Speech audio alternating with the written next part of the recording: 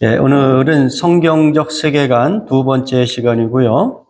말씀의 본문은 창세기 1장 28절, 소제목 땅을 정복하라 두 번째 시간입니다.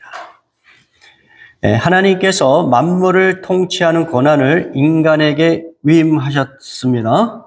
우리는 이것을 통치명령 또는 노동명령 혹은 문화명령이라고 부르고 있어요. 창세기 1장 28절에서 하나님께서 우리에게 주신 그 통치는 생육하고 번성하며 땅에 충만하라는 것 우리가 이미 배웠습니다. 대부분의 사람들은 결혼을 통하여 생육하고 번성하는 명령을 따르고 있는 것이죠. 이것은 진화론자들이 주장하는 적자생존 혹은 생존 경쟁을 통하여 습득된 그러한 것이 아니라 하나님께서 인간에게 주신 복 중에 하나라는 것을 우리가 인정할 수가 있습니다. 그리고 성경에서 동성애라든지 또는 동성 결혼을 심각한 죄로 보는 것은 남자와 여자를 통한 생육하고 번성하는 그런 그 창조의 원리를 따르지 않기 때문이다라고 우리가 이해하면 될 것입니다. 이러한 그 하나님의 그 창조의 그 원리에 따라서 결혼뿐만 아니라 우리 음식까지도 그런 방식으로 구분하고 또 절제하도록 하나님께서 우리에게 가르쳐 주셨어요. 정결한 음식, 부정한 음식 이런 것들의 그 아주 가장 중요한 기준도 하나님께서 맨 처음에 그 창조하셨던 그 모양을 그대로 잘 유지하는 그런 음식들을 먹는 것을 권하셨던 그러한 것들을 우리가 생각해 볼 수가 있습니다. 자, 두 번째, 통치명령에 땅을 정복하라고 이야기하였습니다. 우리는 이 정복하라는 말을 이렇게 오해해서 땅을 함부로 해치고 인간이 마음대로 그것을 지배할 수 있는 것 같이 그렇게 생각하고 활용하면 안 된다는 것이죠.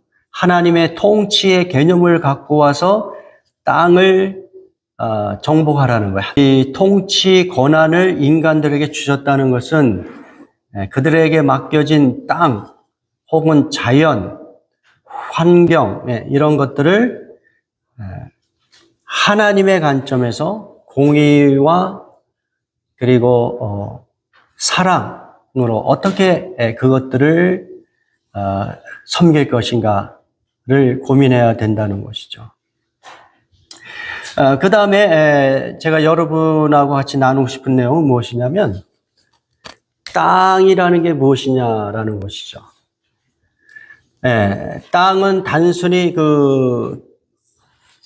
우리가 거주하는 그 토지를 포함하여 환경과 자연을 지칭한다는 것입니다. 우리는 그 자기가 거주하는 그 토지를 중심으로 의식주를 해결하고 있습니다. 의식주를 해결하는 과정 속에서 나오는 너무도 많은 그 소비로 인하여 수질이 오염되고 토양이 오염되고 그리고 이 온실 그 가스를 배출함으로써 기후에 변화를 주고 환경에 그 어떤 부정적인 영향을 주고 있다는 것이죠. 그래서 그것을 우리는 피부로 경험하고 있어요. 환경이 인간들을 통해서 어떤 그 해치고 악한 그 영향을 하고 여러 가지 자연적인 죄를 우리가 경험하고 있는 것입니다. 그래서 그렇다면 우리 크리스찬들은 우리가 살고 있는 이 땅, 의식주를 기반으로 하는 그 토지라든지 또는 그것을 넘어서서 환경, 자연에 대한 통치의 그 개념, 사랑과 공의의 개념을 가지고 우리도 그런 의식으로 내가 살고 있는 그 토지, 그 공간, 그리고 환경, 자연을 다스려야 된다. 그 가장 큰 그 우리의 어떤 생활 방식의 그 변화는 무엇이냐면 우리 몸에 익숙한 그 탐욕, 소비 이런 것들이죠.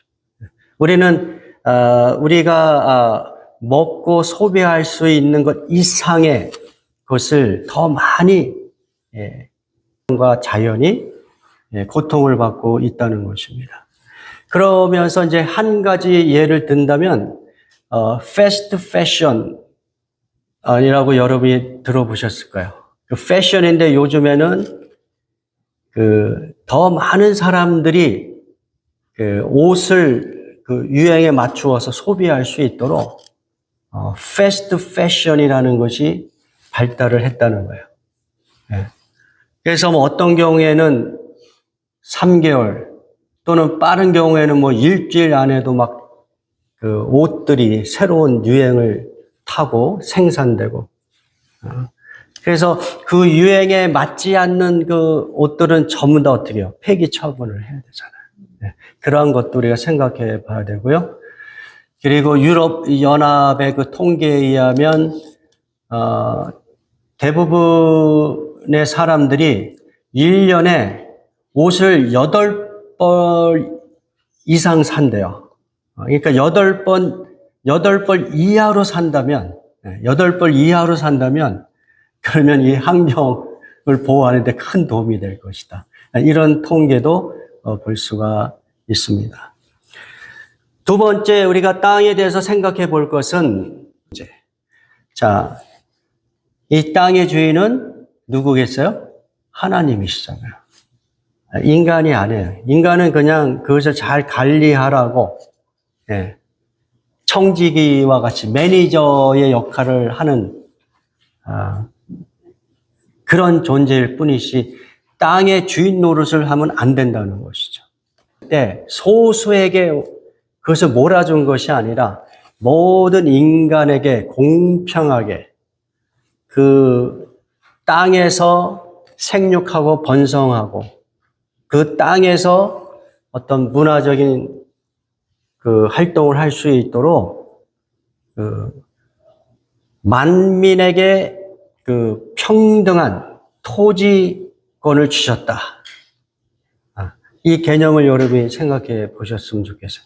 만민에게 평등한 토지권을 하나님이 주신 것이다. 이런 이야기를 하면 전혀 현실적으로 와닿지 않죠. 왜냐하면 우리가 살아가는 현실은 특정한 소수가 너무도 많은 땅을 소유하고 있고 그리고 많은 사람들은 겨우 이제 자기 주택 하나 소유할 수 있는 땅 그리고 한 50% 정도는 아예 그런 땅도.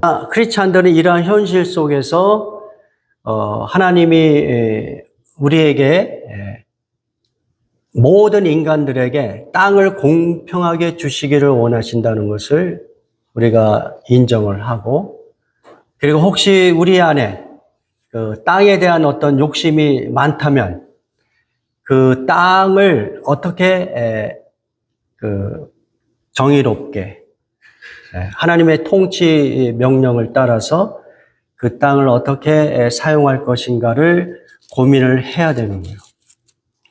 인간의 역사를 쭉 보면 대부분은 땅을 소유한 자가 더 힘 있는 소수였고, 그리고 그 땅에 의해서 그 아주 보통 사람들의 노동력으로는 제공할 수 없는 수십 배, 수백 배의 수입을 얻습니다.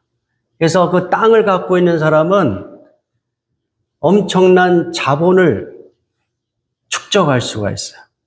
예.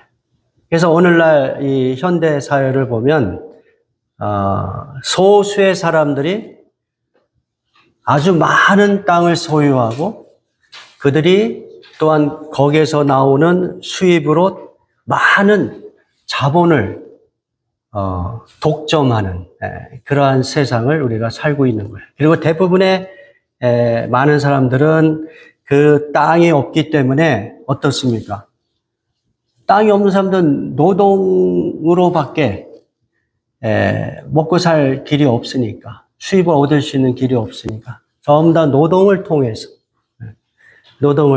이렇게 땅에서 살아야 되는 그런 현실을 우리가 경험하고 있는 것이죠. 그러나 이것은 하나님이 원래 원하시는 그런 삶의 방식이 아니에요. 지금 우리가 살아가는 이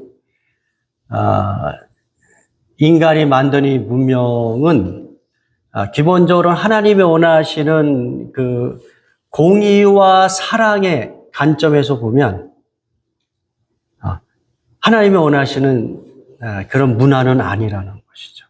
하나님은 모든 사람들에게 공평하게 땅을 주시고 그 땅에서 먹고 살 수 있도록. 여러분이 이스라엘 백성들이 가나안 땅에 들어가 가지고 그 11지파에게 그 땅을 어떤 식으로 분배했어요? 제비뽑기에 의해서 땅을 분배해 버리잖아요. 예. 이거 공평하게 해주려니까. 예. 하나님의 원래 통치의 방식은 그런 정의롭고 공의로운 방식이었다는 것이죠.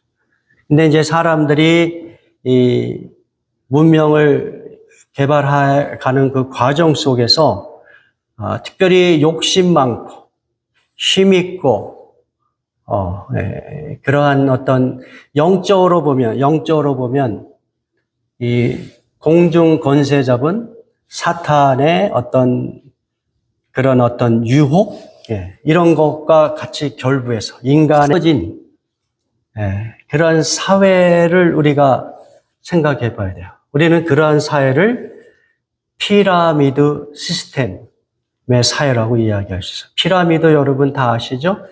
피라미드 맨 꼭대기의 소수의 사람들. 그 사람들이 아주 대부분의 땅을 차지하고 있어요. 우리 대한민국과 미국 같은 경우에는 자본주의가 아주 발달한 그런 사회인데 그곳에서는 더욱더 이 피라미드 이 시스템이 더욱더 이렇게 개발이 되고 공고해지는 그런 현상들이 있습니다. 소수의 10%, 20%가 모든 나머지 20%를 밑에 이 피라미드 구조의 밑에 있는 사람들이 그거 가지고 이제 살아야 되는 이게 불공평하잖아요. 우리가 살아가는 세상이 그렇다는 겁니다. 네. 자, 그 다음에 땅은 단순히 주택과 도시를 건설할 수 있는 토지의 개념을 넘어서서 천연 자원에도 적용을 시킬 수가 있죠. 천연 자원. 거기에는 뭐 강물, 수산물, 더 나아가서 이 하늘, 항로. 우리가 보는 눈으로 보는 그 하늘 너머의 우주 궤도. 이런 것까지도 땅이라고 우리가 생각해 볼 수가 있죠. 실제로 그것이 땅이 되어, 그것을 소수의 사람이 지배하고 있어요. 그렇지 않아요? 네. 우리 보통 사람들이 무슨 천연 자원을, 나의 것이다. 거기를 통해서 내가 돈을 번다. 이런 사람들 많지 않아요. 소수의, 굉장한 자본을 갖고 있는 사람들에 의하여, 그 힘에 의하여 이런 천연자원도 다 그들이 독점을 해버리는 그러한 세상 속에 살고 있어요. 제가 그 LA에 사는 동안에 그 오렌지 카운티에 있는 그 라구나 비치라는 곳이 있는데, 이것이 정말 그 해변가가 매우 아름다워요. 해변가인데 그 해변가를 통해서 이렇게 운전을 하다 보면 곳곳에 이렇게 뷰 포인트가 있어요. 그런데 가끔씩 정말 아름다운 뷰 포인트가 있는데 그 포인트는 들어가지 못하게 이렇게 바리케이트를 쳐놨어요. 뭐냐면 거기는 프라이빗 에어리아예요. 제가 볼 땐 거기 안에 들어가서 보는 그 포인트는 너무 멋있을 것 같아요. 태평양이 보이고 너무 멋있을 것 같은데 거기가 프라이빗 에어리아가 된 거예요. 그리고 그 큰 땅에 한 사람의 그 집이 아주 거대하게 지어져 있어요. 한 사람이 그 너무도 뷰티풀한 그 뷰 포인트를 혼자서 다 감상하는 거예요. 그래서 제가 그쪽을 운전할 때마다 기분이 나빴어요. 야, 저거 누구 허락받고 저렇게 좋은 뷰 포인트를 저 혼자서 프라이빗하게 그것을 독점하냐. 저건 모든 사람들의 것이 아니냐. 이거 하나님이 주신 건데 왜 저 사람이 돈이 있다는 그거 하나로 하니까 그쪽을 지나갈 때마다 기분이 나쁘더라고요. 라구나 비치뿐만이 아니죠. 특별히 LA 근처에 있는 그 해변가에는 그런 지역들이 많이 있습니다. 뭐 달라스도 마찬가지예요, 사실은. 달라스에도 나름대로 멋진 그런 그 뷰를 갖고 있는 곳 보면은 그냥 소수의 사람들이 그걸 다 독점해서 자기들이 다 누리잖아요. 그러나 이것은 그 하나님의 통치 개념이 되는 것이죠. 하나님의 공의로 이 땅과 자연 이런 것들이 사용되고 있지 않구나. 소수에게 그것이 아주 특권과 같이 사용되고 있구나. 이거 생각하게 돼요. 또 나라별로도 마찬가지죠. 달과 화성을 요즘에는 그 누가 어느 나라가 먼저 탐사하는가를 가지고 경쟁하고 있죠. 돈 없는 가난한 나라가 무슨 달과 화성을 탐사하고 거기서 나오는 여러 가지 천연 자원을 독점하겠어요. 그러니까 이 땅의 개념은 이제 하늘까지도 연결이 돼서 그 하늘까지도 하나님이 모든 사람에게 공평하게 허락하신 은총인데 그것을 소수의 사람들이 소수의 힘 있는 나라가 독점하는 그런 것들 우리가 생각해 볼 수가 있습니다. 또 땅은 이러한 토지나 천연자원의 개념을 넘어서서 비물질적인 영역에도 적용될 수가 있어요. 예를 들어서 오늘날 사이버 영역이라는 게 있잖아요. 사이버. 메타버스라든지 가상화폐라든지 또는 주식, 금이 물질적이지만 그것이 일종의 땅이 되어서 그 땅을 누가 더 많이 선점하고 그것을 개발하느냐에 따라서 엄청난 수익을 얻습니다.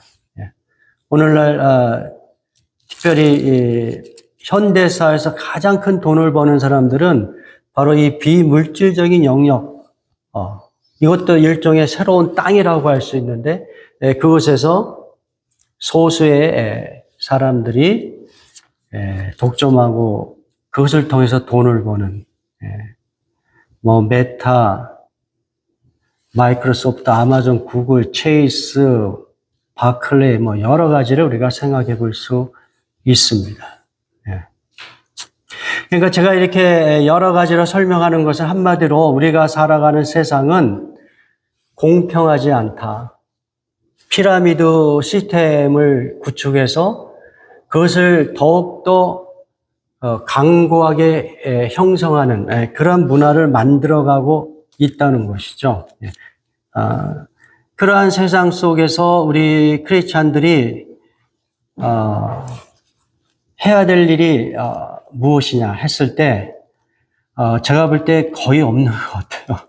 너무 무능력한 것 같아요. 이 피라미드 시스템을 우리가 극복하기가 거의 뭐 현실적으로 불가능한 것 같습니다. 그래서 결국은 예수님이 이 땅에 다시 오셔야 되는, 오셔서 이 피라미드 구조를 무너뜨리고 공의와 사랑이 적용되는 그러한 통치의 나라, 그 나라가 하나님의 나라죠, 결국은. 아기 예수를 잉태했을 때 그 마리아가 노래하잖아요. 마리아 찬가라고 하는 그 노래 속에 보면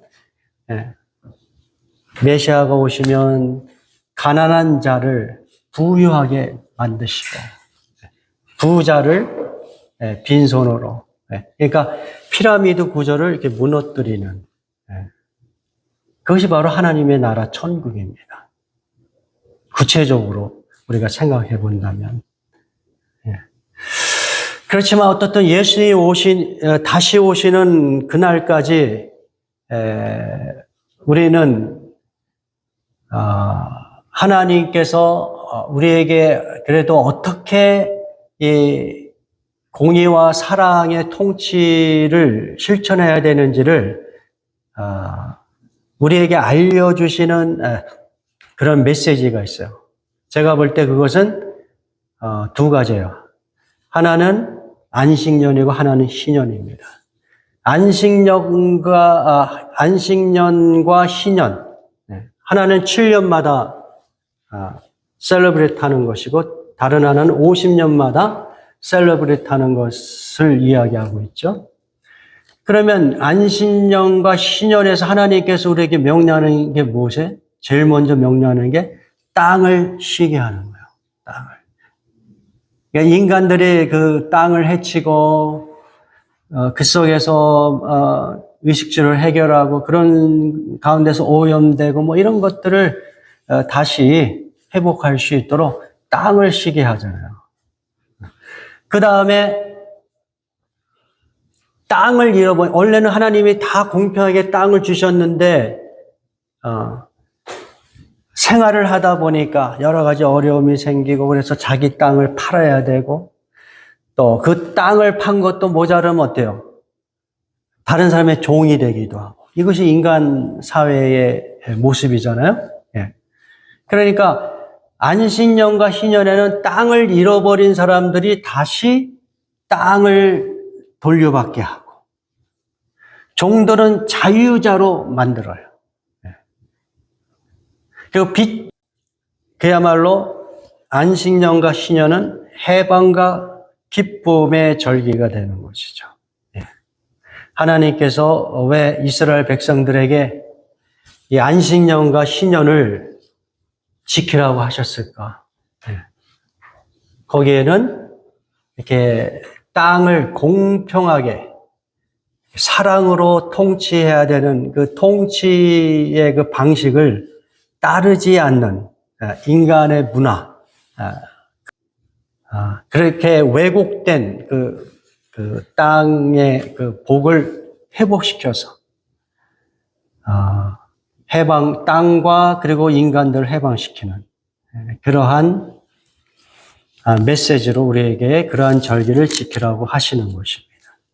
예수님이 이 땅에 오신 목적도 결국은 이거예요. 신년을 선포하기 위한 거예요. 신년. 야, 예수님 구세주가 오신 것은 결국은 너희들이 이 땅 속에서 왜곡되고 고통받고 피라미드 구조 속에서 더 많은 대부분의 사람들이 정말 먹고 살기 힘든 그러한 그 세상의 구조 속에서 내가 너에게 해방의 기쁨, 자유의 기쁨을 주기를 원한다. 그것이 바로 예수님이 이 땅에 오셔서 우리에게 말씀하신 신년의 메시지예요. 자, 그 부분 우리 같이 봉독합니다. 누가복음 4장 17절에서 19절. 선지자 이사야의 글을 드리거늘 책을 펴서 이렇게 기록된 데를 찾으시니 주의 성령이 내게 임하셨으니 이는 가난한 자에게 복음을 전하게 하시려고 내게 기름을 부으시고 나를 보내사 포로된 자에게 자유를 눈먼 자에게 때의 해를 전파하게 하려 하심이라 하였다. 여기서 주의 은혜의 해, 이게 바로 신년을 가리키고 있는 거예요. 신년. 모든 것들이 해방되는 날. 그 구체적인 게 나오잖아요. 주의 성령이 내게 임하셨으니 이는 가난한 자에게 복음을 전하게 하는 것이다. 가난한 자가 누구겠어? 단순히 심령만 가난한 사람은 아니란 말이에요. 그의 삶 속에서 가난을 경험하는 사람이죠. 특별히 누가복음에서는 실제로 물질적으로 가난한 자들을 많이 이야기하고 있어요. 예. 우리가 살아가는 세상에서 가난이 미화가 될 수 없는 그런 어렵고 힘든 부분이 있잖아요. 그렇죠? 예. 그러니까 그런 가난한 사람에게 기쁜 소식이다. 그게 뭐 자기가 하나님이 공평하게 나누신 땅을 다 잃어버린 거예요. 여러분의 그 조상들이 맨 처음엔 다 똑같이 갖고 있었는데 다 잃어버린 거예요. 네, 수십 세대를 거쳐오면서 소수에 의하여 소수의 그 힘 있는 그러한 권력자들에 의하여 탐욕자들에 의하여 다 잃어버린 그 가난한 사람들, 그들에게 기쁜 소식을 주겠다. 그리고 포로된 자에게 자유. 여기서 포로된 자라고 하는 것은 실제로 포로된 자일 수 있죠. 힘이 없어서 특별히 예수님 당시에는 무력으로 다른 영이 되어버리잖아요. 그렇죠? 매우 실제적인 거예요. 예. 이것이 꼭 뭐 고대인들에게만 해당되는 것이 아니라 오늘날도 마찬가지예요. 지금 전쟁을 치르고 있는 나라들이 있잖아요. 그렇죠? 이스라엘과 팔레스틴, 러시아와 우크라이나 다 이렇게 전쟁을 치르는 모습을 보세요. 힘이 있는 나라와 힘이 없는 그 나라의 전쟁의 모습을 보시라고. 러시아는 우크라이나의 막 정말 끔찍한 전쟁의 처참함을 경험하게 만들잖아요. 그런데 러시아에 있는 사람도 어때요?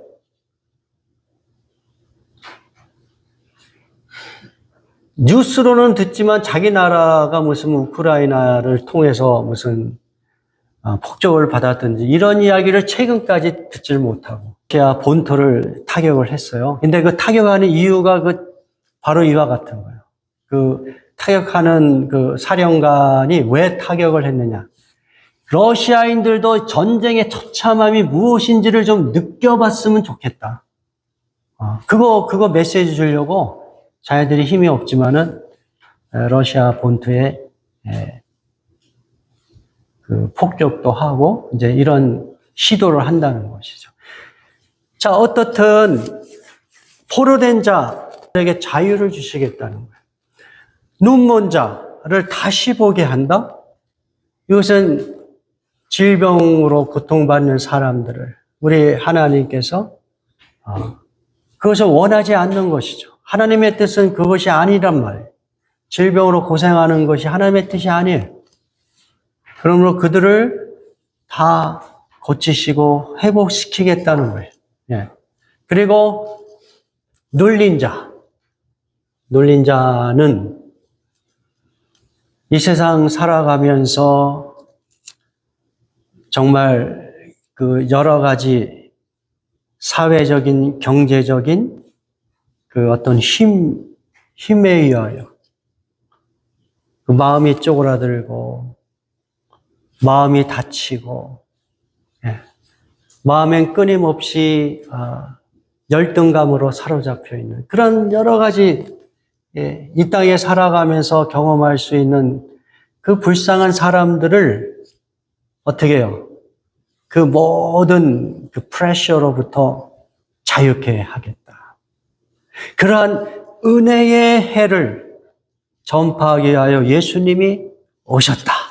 할렐루야.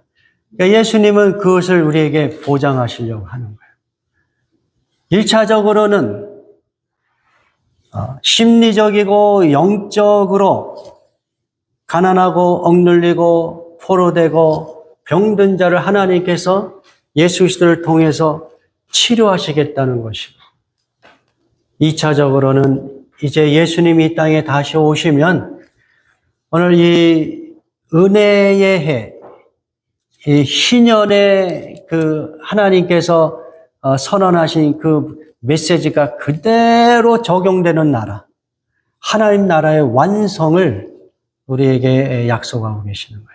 천국은 그와 같은 거예요. 천국이 뭐 그냥 이렇게 그 영혼이 막 떠돌아다니는 그 어떤 비현실적인 그런 나라가 아니라, 천국은 어떤 면에서 이 아담과 하와가 선악과를 따먹기 전에 그들이 경험하였던 에덴 동산, 그 에덴 동산을 실제적으로 회복하는 그 나라가 천국이에요. 그 나라는 죄가 없고 악이 없어요. 아직은 그 무슨 사탄이라든지 이런 존재가 없는 나라예요. 하나님이 원래 인간을 창조하시고 또 모든 생물체를 창조하시면서 주시고자 했던 나라는 에덴 동산이란 말이에요. 에덴이란 살아가면서 정말 기쁨을 누린다는 것이 얼마나 어려운지 모르겠어요. 얼마나 많이 근심 걱정이 많은지 모르겠어요. 문제 하나 잘 해결했으면 그 다음에는 문제 없이 그냥 평화를 누리고 기쁨을 누렸으면 좋겠는데, 이 땅에 사는 고통스럽게 하죠. 그러한 삶 속에서 정말로 평화와 기쁨을 누리게 하는 것, 그것이 얼마나 귀한 것이. 에덴 동산은 그런 나라다. 그런 나라. 근데 그 나라를 잃어버린 거예요. 그 나라에서 쫓김을 받았어요. 우리 인간들이. 그렇지만 인간들은 자기 나름대로 에덴 동산을 꿈꾸면서 문화를 개척해 왔지만 결국은 어떠한 문화를 만들었어요? 피라미드 시스템의 문화를 만들어 온 거예요. 아니, 같은 사람인데 누구는 뭐 왕이고 귀족이고 그거 뭐 중세시대, 고대시대 이야기라고 하고, 현대시대에도, 현대시대는 그런 말씀은 안 되잖아요. 왕이고, 귀족이고, 평민이고, 뭐 중인이고, 이런 말씀은 안 되잖아요. 우리 특별히 크리스찬들은 예수 그리스도 안에서 다 동등한 사람들인데 왜 그런 용어들이 아직도 사용이 돼요? 오늘날에는 돈과 권력이 있는 사람들이 그 노릇하잖아요. 그러한 세상. 하나님이 원하시는 그러한 구조가 아니에요. 이 피라미드 구조는 그 이면에는 이 세상 권세를 잡은 그 사탄의 그 유혹이 거기에 같이 곁들인 구조라고 생각할 수가 있는 것입니다. 그러한 세상 속에서 예수님은 우리에게 말씀하시는 거예요.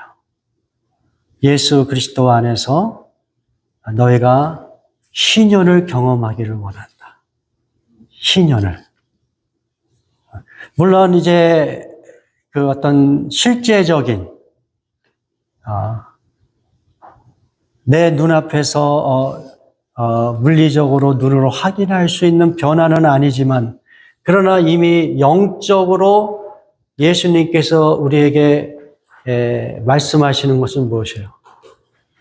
사탄 마귀는 이미 심판을 받았고, 그의 머리통은 깨졌고, 그리고 하나님이 통치하신 나라가 이미 예수 그리스도를 믿는 자에게 임하였다.